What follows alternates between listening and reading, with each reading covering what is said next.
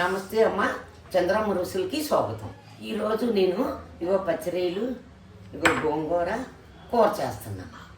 సరిపడా సామాన్లు: గోంగూర ఉడికించుకోవాలా, 3 టమాటాలు వేయాలా, 4 పచ్చిమిర్చి వేయాలా, ఉడికించాలమ్మ. అమ్మ, ఈ గోంగూరకి సరిపడా వాటర్ వేసుకోవాలా.